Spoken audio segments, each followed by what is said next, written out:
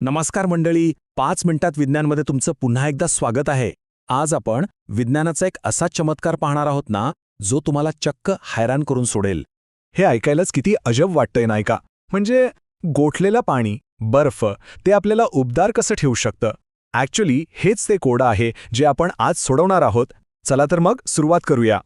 आणि बघा, हजारो वर्षांपासून आर्क्टिकच्या त्या भयंकर थंडीत राहणाऱ्या इन्युइट लोकांनी हे करून दाखवलंय.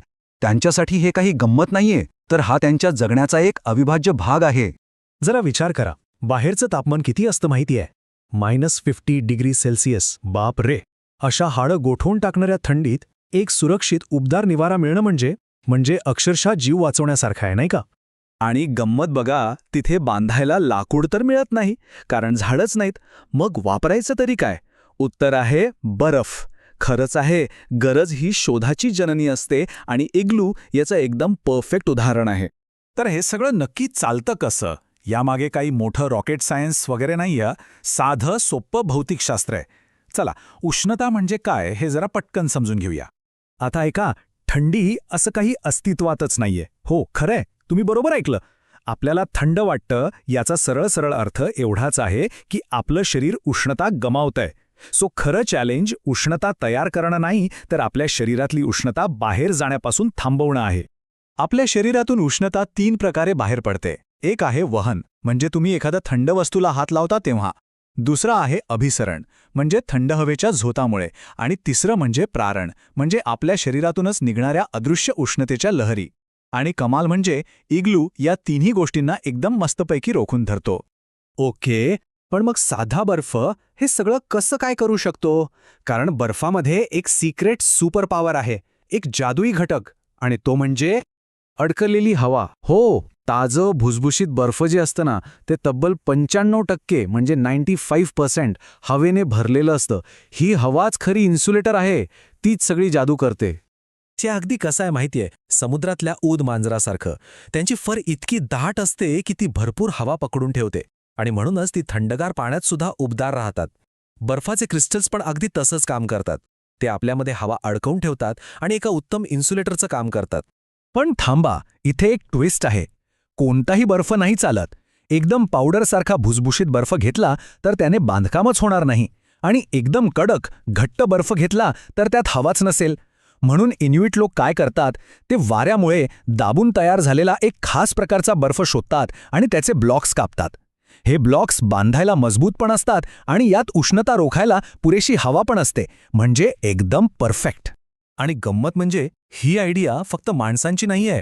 ध्रुवीय अस्वल, काही पक्षी आणि वनस्पतीसुद्धा कडाक्याच्या थंडीपासून वाचायला बर्फाचाच वापर करतात.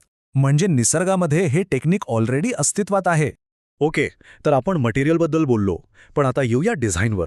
कारण इग्लूची जी रचना आहे ना, तो एक इंजिनिअरिंगचा अद्भुत नमुना आहे. तो फक्त एक साधा घुमट नाहीये, त्यामागे खूप जबरदस्त विचार आहे. आपण कार्टून्समध्ये बघतो ना, तो असा गोल घुमट, तसा खरा इग्लू नसतो. त्याचा जो खरा आकार आहे तो खूपच वेगळा आणि जास्त स्मार्टली डिझाईन केलेला असतो, आणि म्हणूनच तो इतका मजबूत असतो. या आकाराला म्हणतात कॅटेनरी आर्च. तुम्ही घरी पण ट्राय करू शकता. एक साखळी किंवा दोरी घ्या आणि दोन्ही टोकांना धरून लटकू द्या. जो नैसर्गिक आकार तयार होईल ना, तोच हा आकार स्वतःचं वजन इतक्या परफेक्टली बॅलन्स करतो की तो स्वतःलाच आधार देतो, आणि यामुळे तो कमालीचा स्थिर आणि मजबूत बनतो. आता आतल्या डिझाईन बघा, ते तर अजूनच हुशारीचं आहे. झोपायची जागा नेहमी थोडी उंचावर असते. का?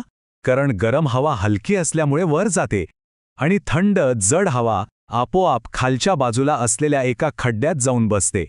यामुळे राहण्याची जागा मस्त उबदार राहते. ठीक आहे, तर आता हे सगळे तुकडे एकत्र जोडूया.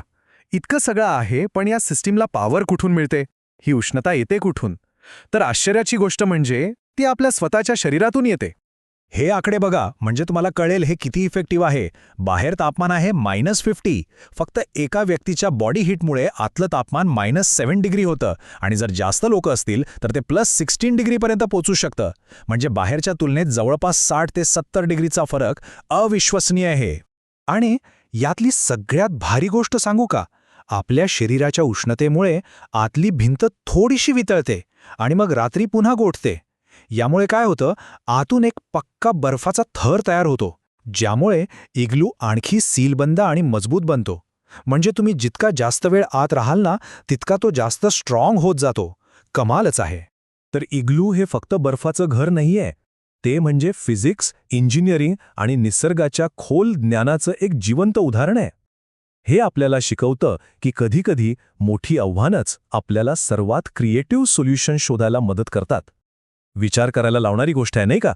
तर मग आजचा हा भाग आवडला असेल तर लाईक बटन नक्की दाबा. तुमच्या विज्ञानप्रेमी मित्रांसोबत शेअर करा आणि अशाच इंटरेस्टिंग माहितीसाठी सबस्क्राईब करायला अजिबात विसरू नका. तुमच्या काय प्रतिक्रिया आहेत हे खाली कॉमेंट्समध्ये नक्की सांगा. भेटूया उद्या याच वेळेला.